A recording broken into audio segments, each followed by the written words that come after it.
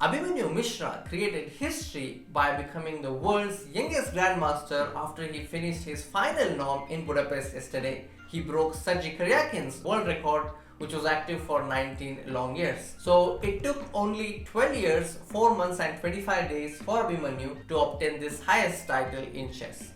In this video, I am going to take you through some exciting games of Abhimanyu that he played during his quest to the Grandmaster title and also share a few moments from his life. In April 2021, father and son, they decided to go to Budapest and participate in the round robin events. So Abhimanyu played a lot of round robin events in Budapest from April and he scored 3 Grandmaster norms there. His final Grandmaster norm came yesterday. He scored his first Grandmaster norm in April, where he scored 7 points out of 9 games, and his performance was around 2603 there.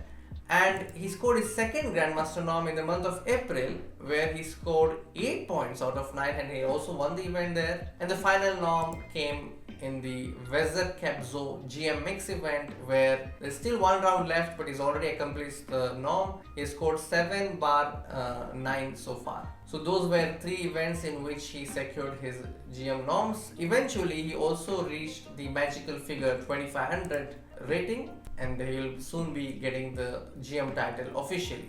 Now, the event that is about to conclude today was Abhimanyu's last chance in this circuit, because he is also invited to play in the World Cup. He received a wildcard entry, and Abhimanyu knew that this was his last chance before going to the World Cup, and he lived up to the moment. He did his best and got the GM title. So before going to the last game, I would like to show some interesting games that he played in the last few months.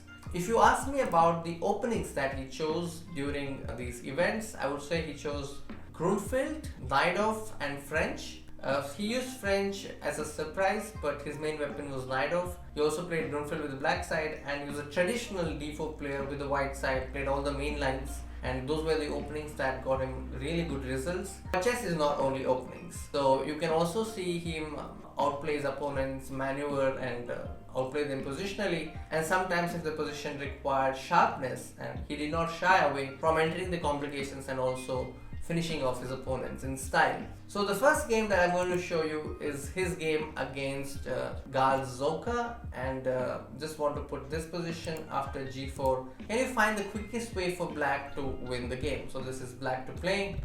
I really like this small tactic. It's a good warm-up as a beginning to this series of games that I'm going to show you. Okay, he played queen takes b1, and after rook takes b1 he played a2, and both the pawns are going to be promoted. That's how he won this game. This game was played in April round robin event, where he got his GM norm. So this is the position that I want to show you from his event that he played in the same event, April event. And here he was black. What should black do in this position? And here Abhimanyu Mishra played rook takes g2, and after king takes g2 played queen to d2. Now if white plays queen takes d2 in this position, there is c takes d2 attacking the rook, and then d1 queen is about to follow. In addition to that, black also has knight c4 and knight d3 if needed.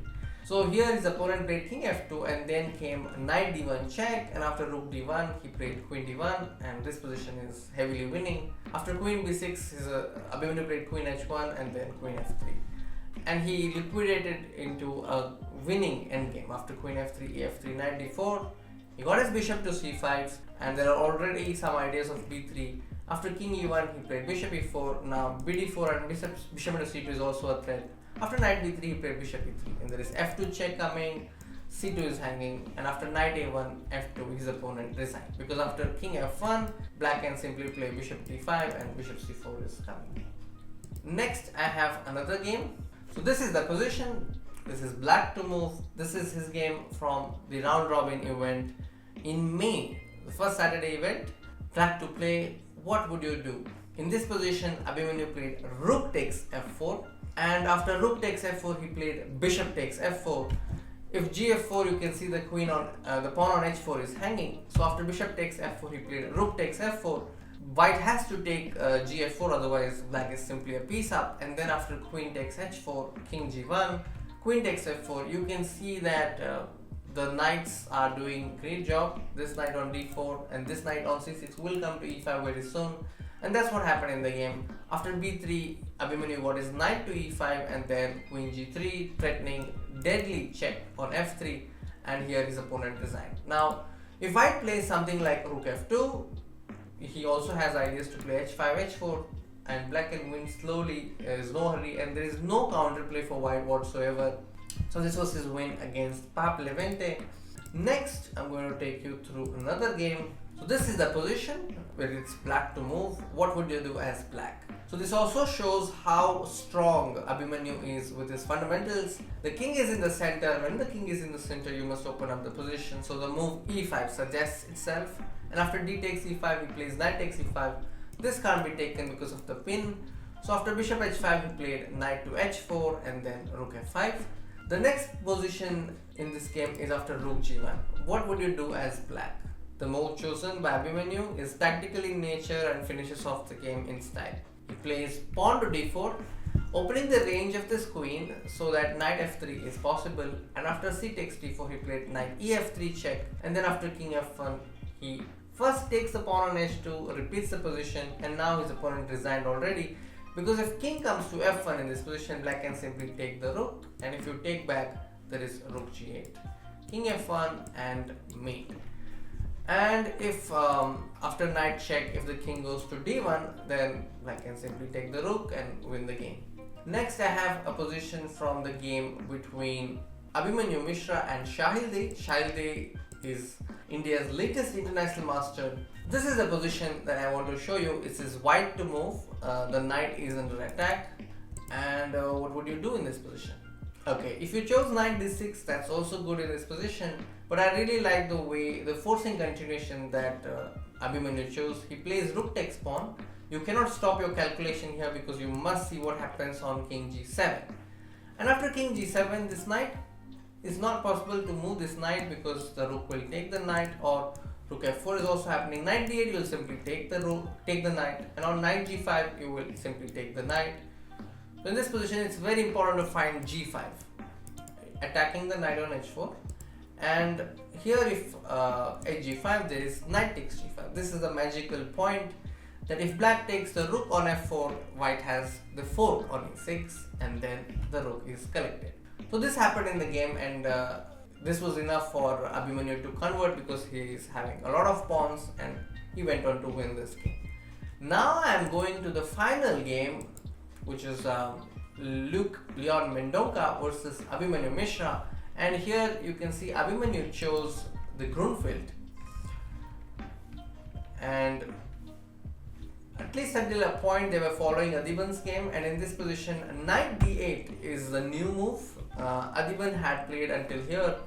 In this position, after knight d8, bishop g3, d takes c4, knight e6, knight e6, bishop, queen a4, queen c5, bishop into c4, queen b6, queen b3. I looked at this position during the game while it was live, and I evaluated this position as equal.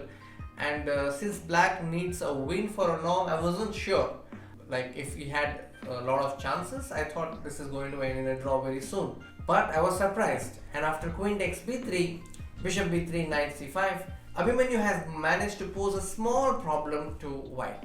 I think bishop c2 could have been interesting here because white would love to retain bishops. But here, Luke played king e2, and after knight takes b3, based on the fact that these pawns are double, black has some chances now. But the position was equal for a really long time, and white was in fact better at a moment. But the critical position comes after king to e5.